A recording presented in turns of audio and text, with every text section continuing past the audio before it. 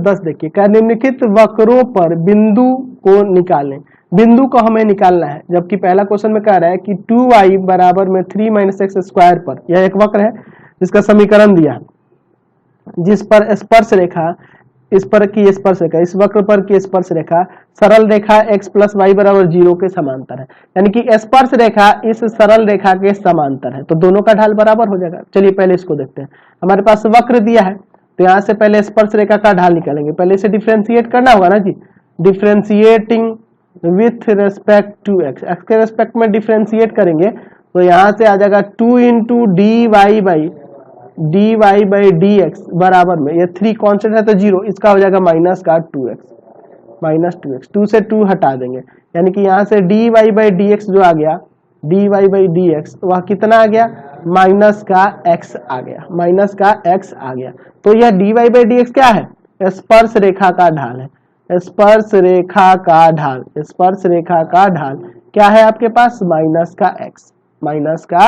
x जो है स्पर्श रेखा का ढाल है। अच्छा अब देखिए रेखा का समीकरण दिया है, रेखा का समीकरण क्या दिया हुआ है, तो x + y = 0, तो इसको y = mx + c के रूप में बदलो, तो y =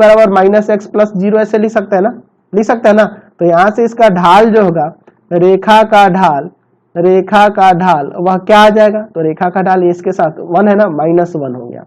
चूंकि आपके क्वेश्चन में कह रहा है कि स्पर्श रेखा, स्पर्श रेखा, रेखा रेखा रेखा क्या है, x + y = 0 के समांतर है, समांतर है,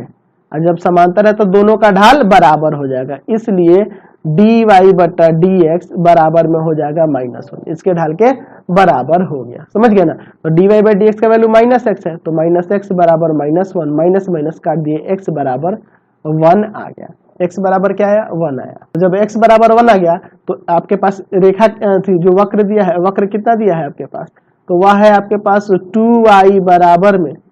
3 - x स्क्वायर, यही ना है आपका, तो 2y बराबर 3 - x स्क्वायर, तो x बराबर 1 रख दो, तो यहाँ पे 2y बराबर में 3 - 1 का स्क्वायर, तो 2y, यहाँ 1 का स्क्वायर 1, 3 में से 1 गया 2, तो y बराबर में 2/2 कट के आपका 1 आ जाएगा। इसलिए अभिष्ट बिंदु,